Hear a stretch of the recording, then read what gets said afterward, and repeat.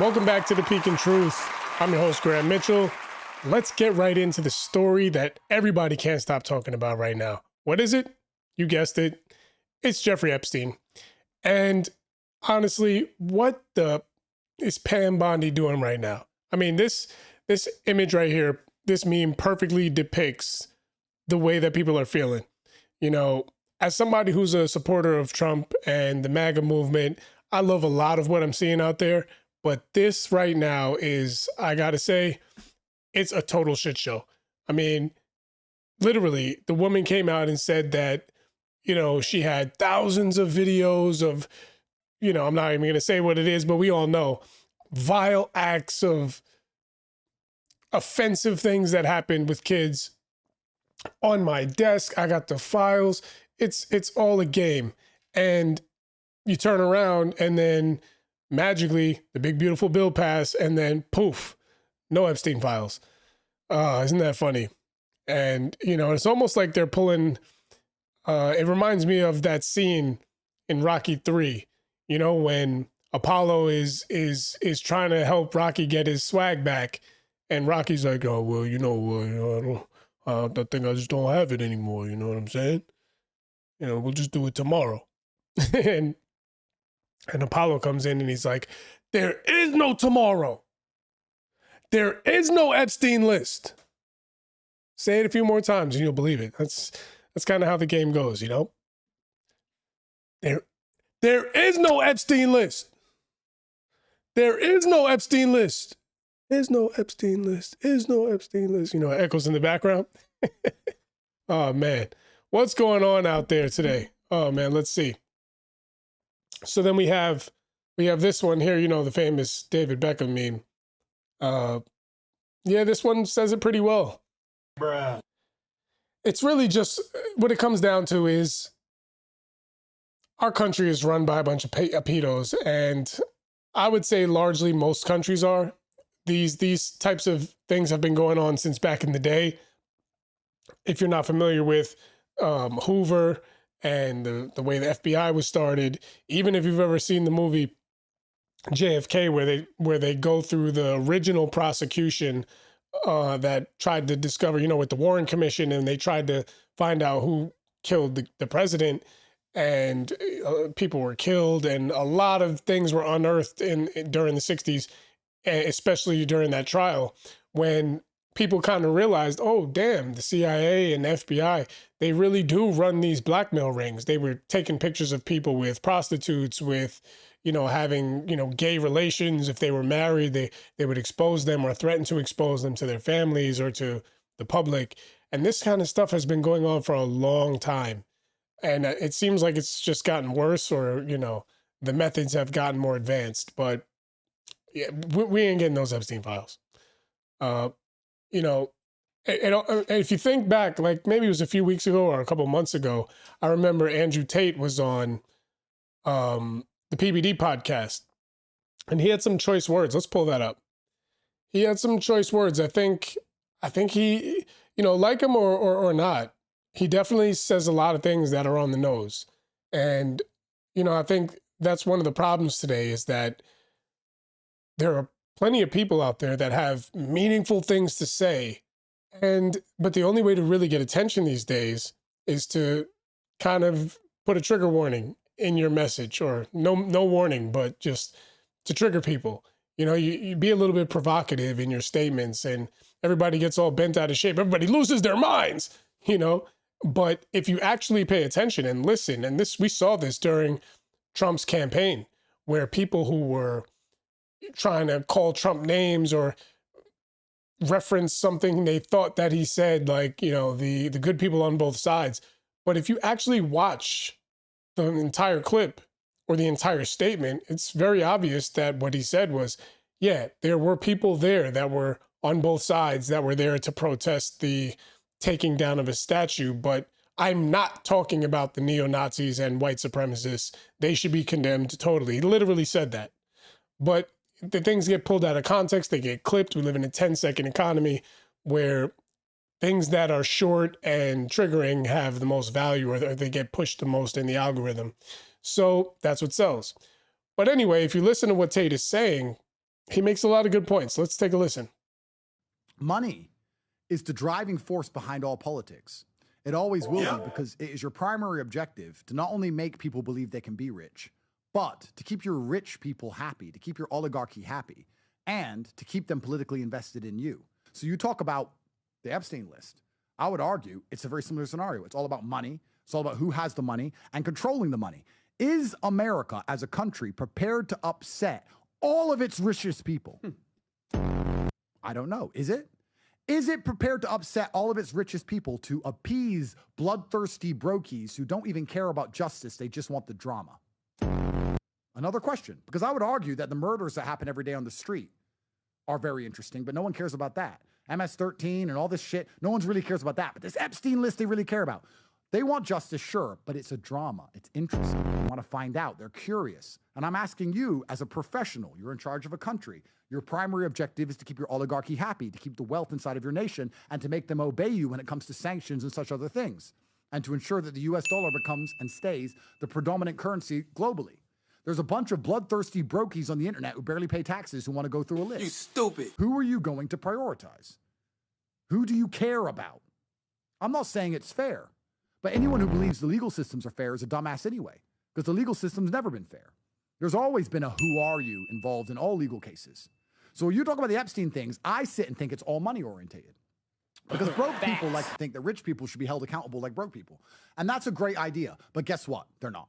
They're not. Rich people have a different capability to fight against legal cases than a broke person. They can have better lawyers. They have better media spin. They have PR.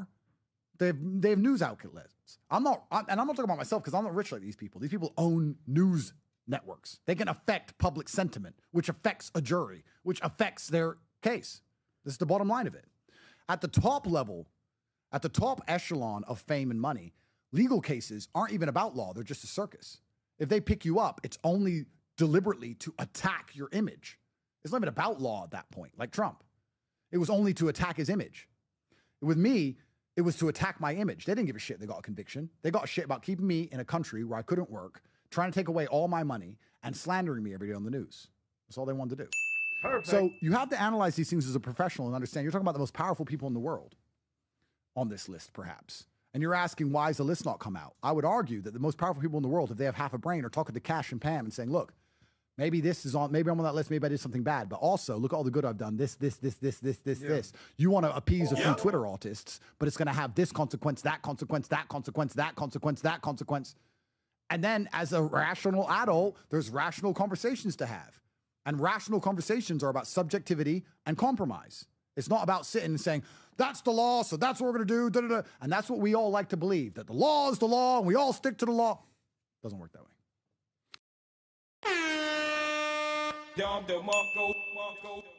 And there it is. I mean, honestly, you can't really say it much better than that. And I think a lot of people deep down know that this is true, but they don't want to accept it. They, like he said, this is the law and this is right. And we're not going to stand for this. You know, we're not going to fall for the banana in the tailpipe. You know what I'm saying? But truth be told, the reason why Trump was elected, at least by people with half a brain, is because he's a deal maker. He's gonna get things done. That doesn't mean he's gonna get everything done, but he's gonna get things done. And I've read his book, The Art of the Deal. And the way you get things done, I mean, literally, if you're gonna make a deal, yes, he wants to always come out on top of the deal, but you have to give to get.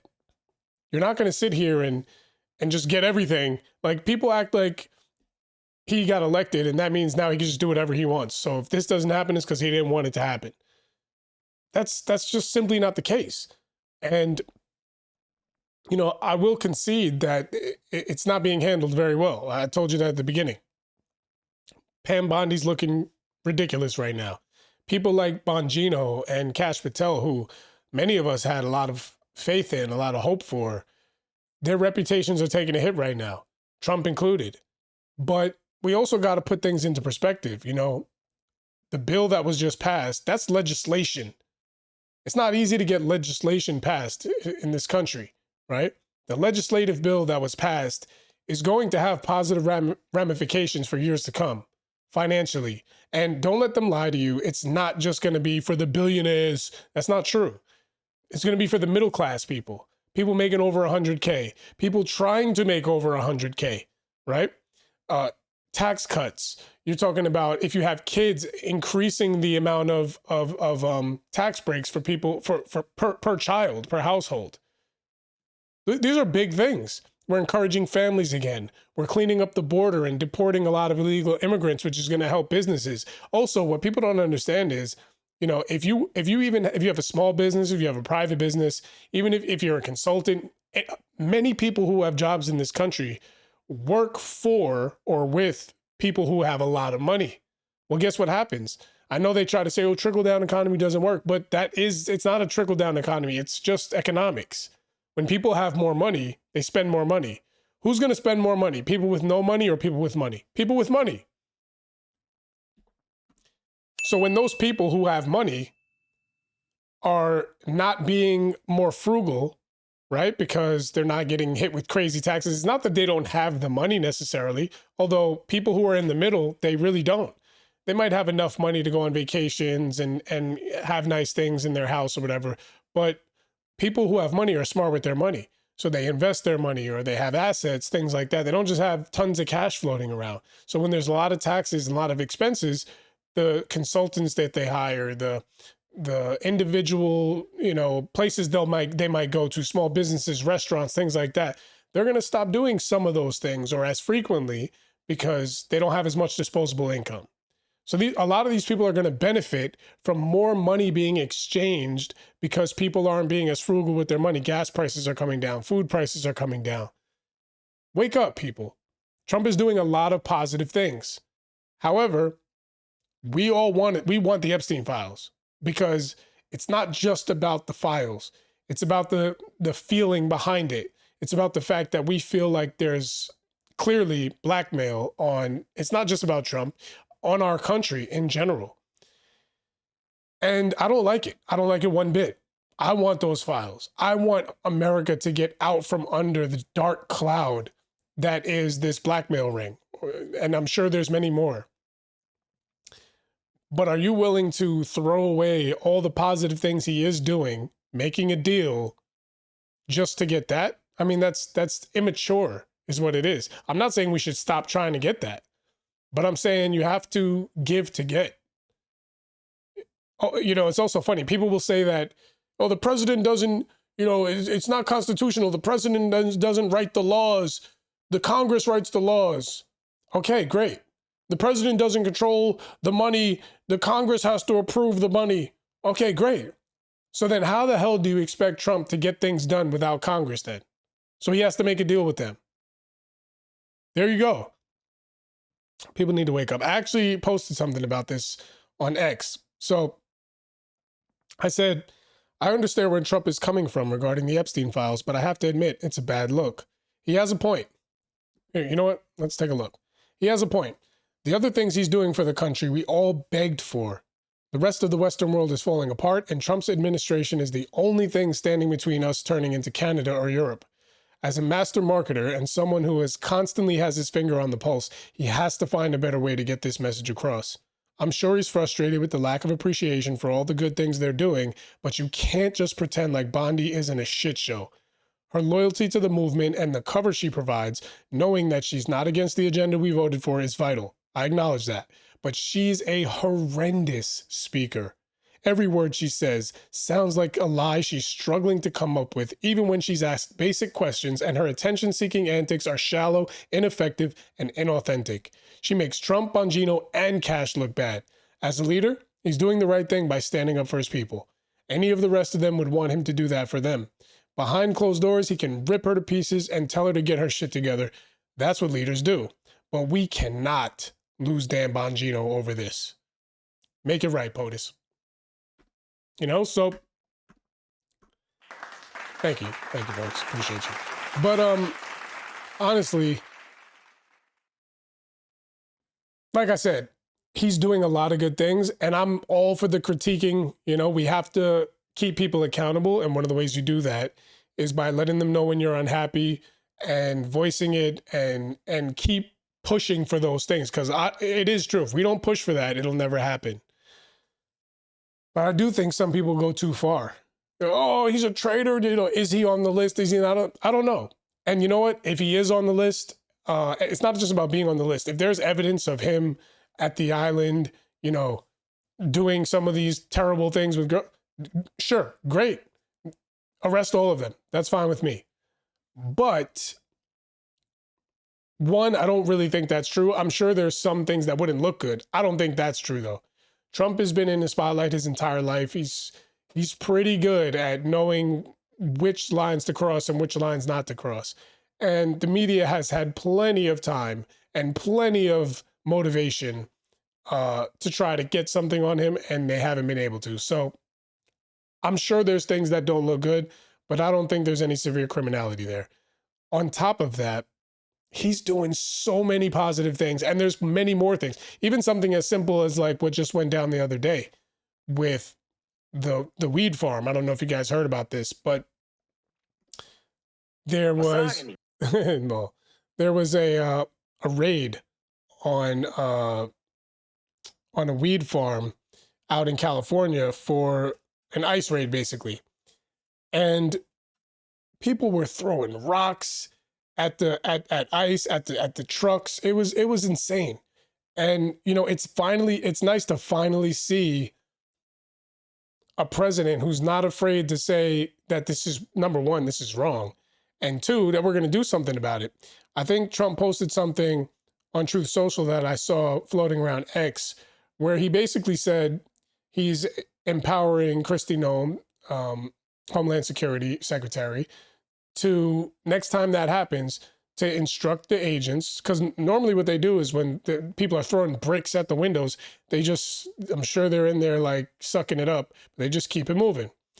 And he told them, no, next time that happens, I want them to stop the car, get out, and arrest everybody who's doing that on site with whatever force is necessary. And I say good. Perfect. I say good. We got to bring not just morality, but people are out of control. I don't know who told these leftists and these liberals and these, you know, subversive forces that this was a good look. You know, like that's not peaceful protesting.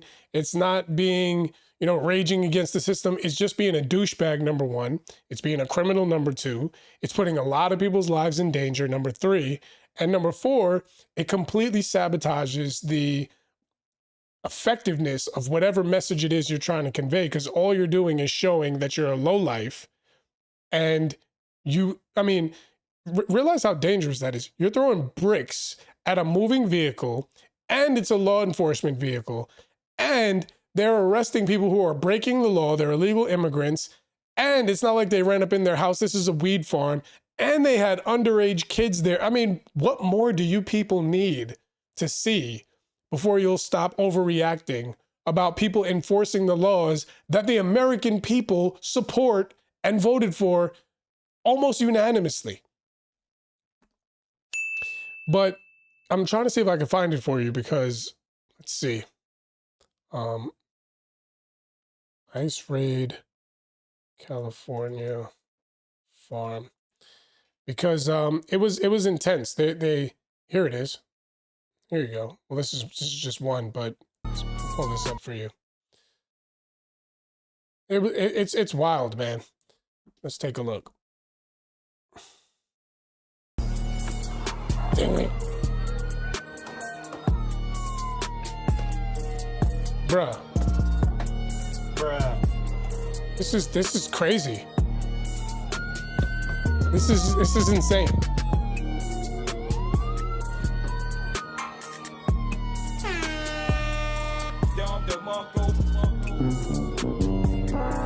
That's what I meant to do.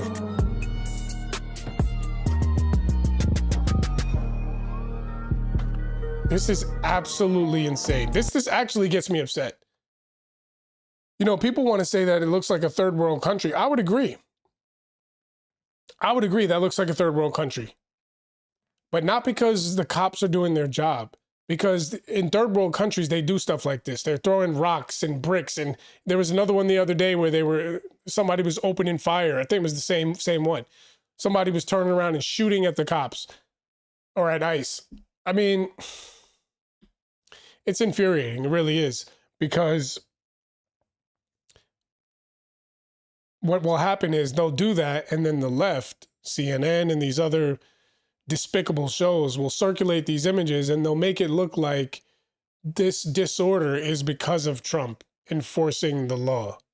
No, it's because you're gaslighting people and turning them into a rage, and then they're criminals that are breaking the law or causing chaos in the streets.